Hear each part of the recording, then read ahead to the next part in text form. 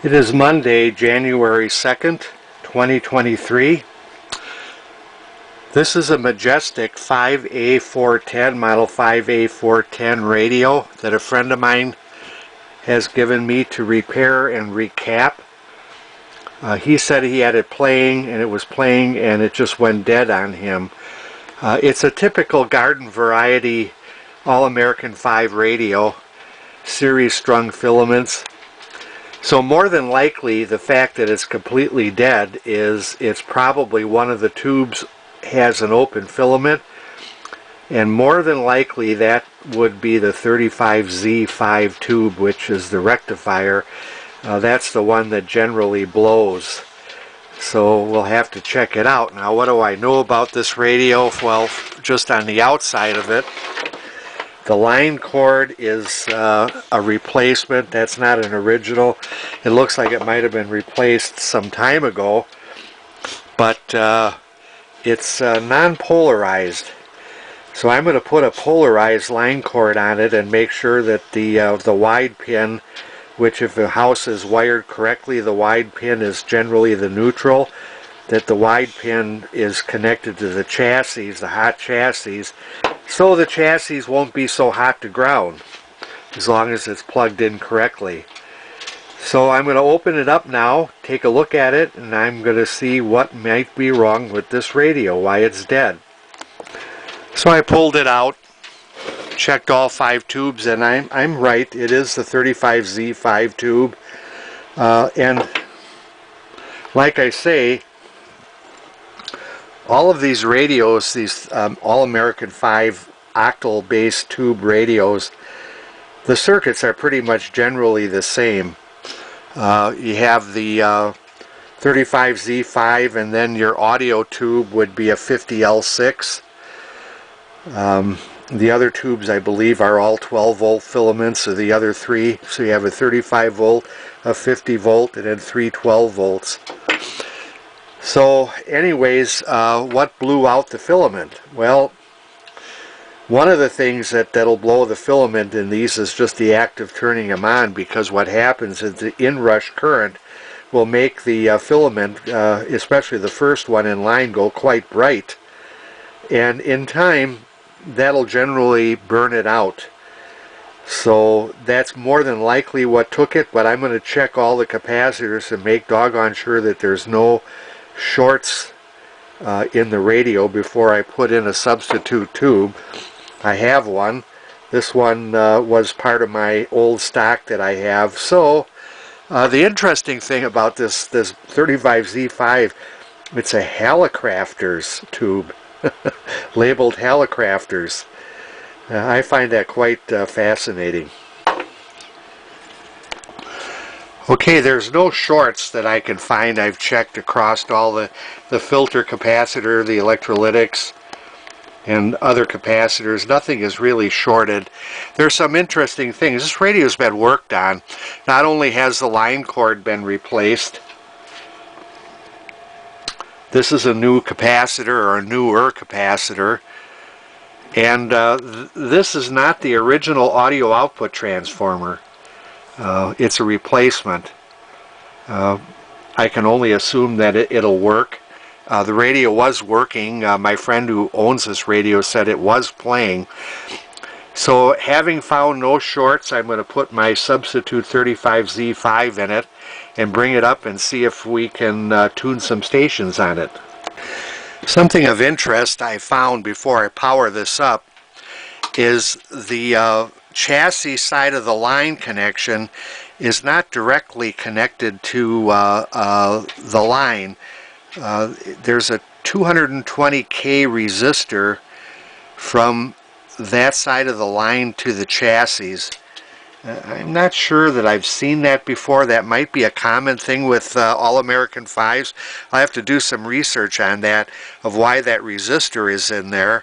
Why would they have such a high resistance in there to the chassis? That one's got me a little bit befuddled. I'm going to have to research that a little bit. Why it would not be, the line would be directly onto the chassis. Could that be to to prevent the inrush current? I wouldn't think so. The other thing is this capacitor has really got long leads. I mean, I don't know that I could find a replacement capacitor that has leads that long on it. That'll be interesting to see how I figure out to do something with that. But this 220K resistor to ground, that one's got me a little fooled. I haven't worked on a lot of these. I'm going to have to do some research on that, see if I'm missing something. Okay, I've got it ready to run up and test to see how it works with the original, at least most of the original parts in it. I'm not sure about that audio output transformer, but it looks like it might be a good replacement. I'm going to watch the line voltage, and I'm going to stop it at, if no problems occur, I'll stop it at 115 volts. I believe this radio was originally meant to run on 115 volts, or maybe 117. In a lot of modern houses today, they're 120 volts. So there's always an issue with the voltage being, say, up to 5 volts higher than the radio is designed for. But anyways, I've got it plugged into my isolated power supply. I'm going to monitor amps on the scale here, and here I'm going to monitor line voltage. So let's go and see what we get.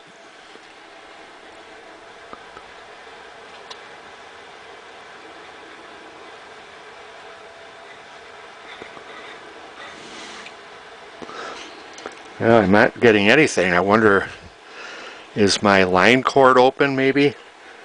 Or did I make a dumb mistake and connect it to both sides of the line? I'll have to take a look and see what I've done. I don't have something right.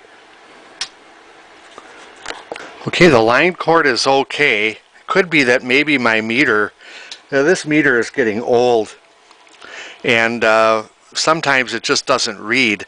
I'll have to double check it, but I'm going to try to run it up once more. The person who replaced this line cord years ago made the splice, spliced it, didn't run it in and attach it where it should attach, but here's the original line cord, or what's left of it, and then here is the splice. If I look at that, I consider that to be kind of dubious, but let me try this again. Let me see if I can run this up again. Nope. I think my meter is not working. Well, let's bring it up and see what the radio does, if anything. It'll either blow up or it'll work. Am I getting anything? Pilot light's not on. Well, I am getting something.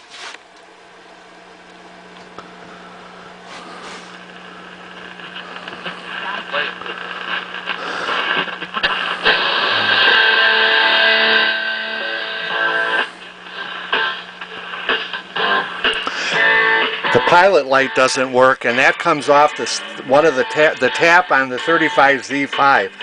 So that's an issue that I have to deal with. Anyways, the thing works. My meter doesn't work. It didn't read the AC volts. I don't know why.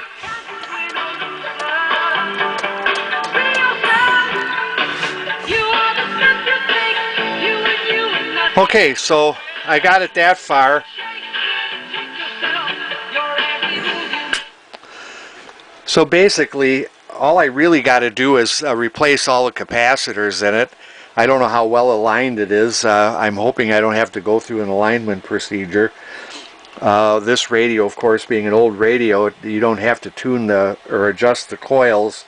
You've got mica capacitors that you adjust in the top of the IF cans.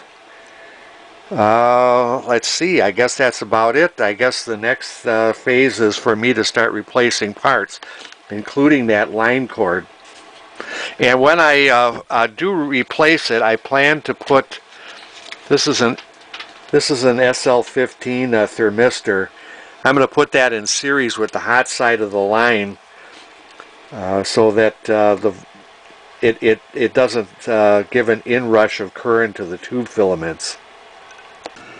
So here's the actual schematic of the radio, and notice that the switch connects the side of the line to ground. There's no resistor in between.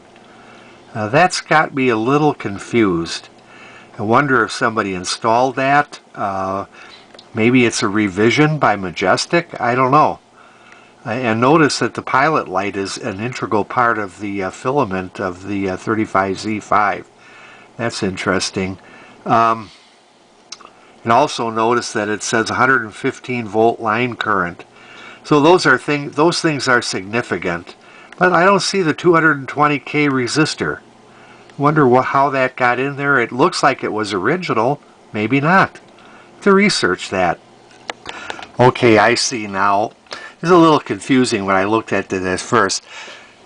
This is a ground connection, and there is also a ground connection here. This is a chassis connection, and here's a 220K resistor to the chassis. So what this basically means is this is connected to here. So that 220K resistor to the chassis is in the schematic. So I see that is correct. I'm not going to worry about it. When I looked at this schematic, I just wasn't reading it correctly. I knew this was chassis, but it's this ground connection that confused me. But actually this goes here. What they might have done is just drawn a line and a loop over that and connected it upright. I don't know why they drew it that way. So apparently the way this is wired is all of these ground connections, this one here, this one here, this one here, and versus the chassis connection, that the ground connection, which this connects to, is actually above the level of the chassis. It's not directly, the chassis is not to be considered ground as I see it. Now, I haven't worked on enough of these kind of radios to see that maybe they're all wired this way, but I understand it now. At least I understand the way this is drawn and how it's wired. Okay, here's where I have the Majestic radio so far.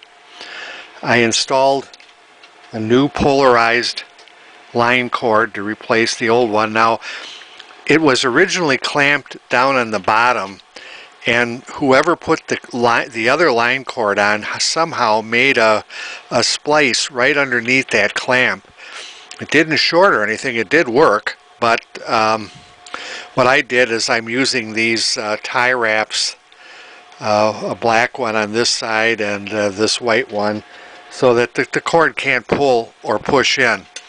I've installed an MOV here in the line with hopes that that'll save on the tubes when this thing is first powered on, that it won't, the tube filaments won't light real bright, or the dial light, which was burned out in this. The 35Z5 rectifier had an open filament, and the dial light was open. So undoubtedly, because of the power surges, eventually it gave out. I replaced these two capacitors right away because simply they were in the way. Here's what I replaced. Now this was a replacement. Somebody put this in. It's not the original, but I replaced it with these capacitors, and I didn't want to drill into the chassis because frankly there's really no room.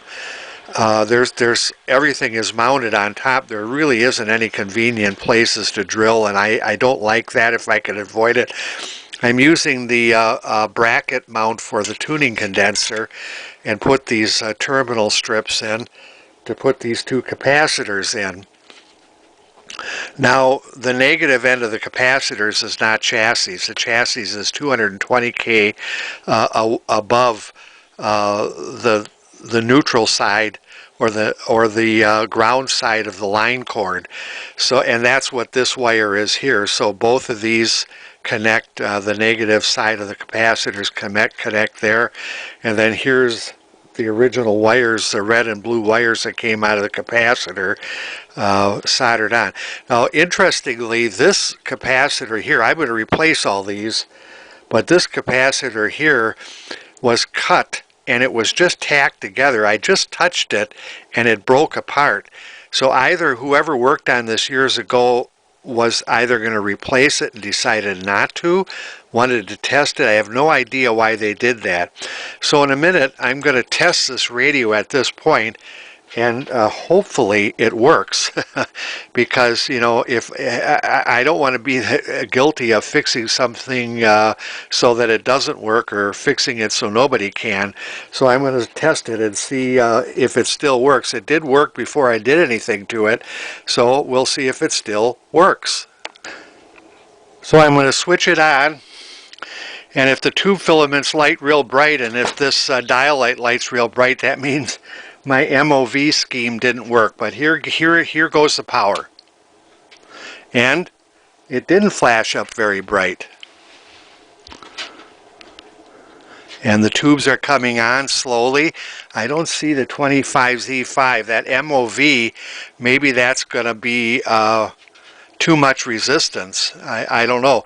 This should be brighter than it is, but it's getting brighter as it warms up. So it does take a while to warm up with the MOV in it, but I would really prefer that.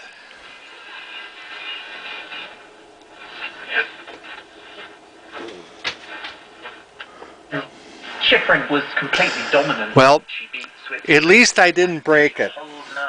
So the next step is, of course, to replace the remaining capacitors under the chassis, and then I'll call this done.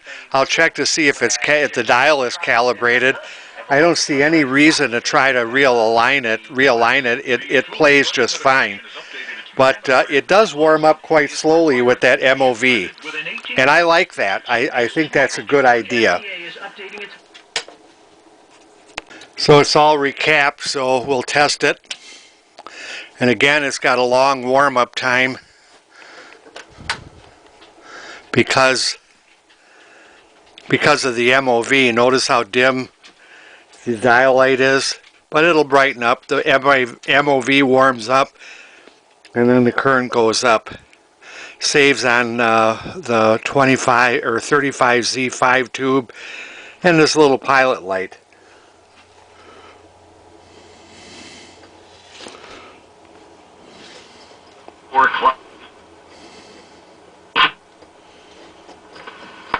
West Toll Plaza to Avenue. It's in both directions. That'll finally end at 4, but right now it counts. That's Barry and Bradley Bozeman. I do right now. Okay. I do. And those are solid pro players. We'll get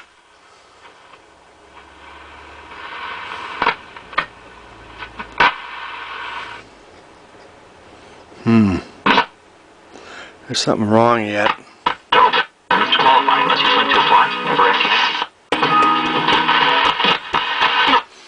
A bad tube socket. Did I put a cold solder joint in it? And I don't think I did that. Go look and see why that's the case. Here's our problem. Somebody else did this work and never really soldered that wire. That's on the antenna circuit. So I'll fix that. Okay, one more time. And again, like I say, it's got a slow warm-up time because of the MOV. If the owner of the radio doesn't care for that, it's a simple matter just to bridge a wire across the leads of the MOV and take it out of the circuit. But it does take a while to warm up because of it. Here it comes. Cost as much money as we're spending to do this. But money is certainly a factor, and I don't know about the outsourcing and things like that. I just know that the general public has had enough of this, and I firmly believe that the general public, and it's right on 620, which is Milwaukee WTMJ. So I'm going to put it back in the case. I consider this to be a done deal. Because here you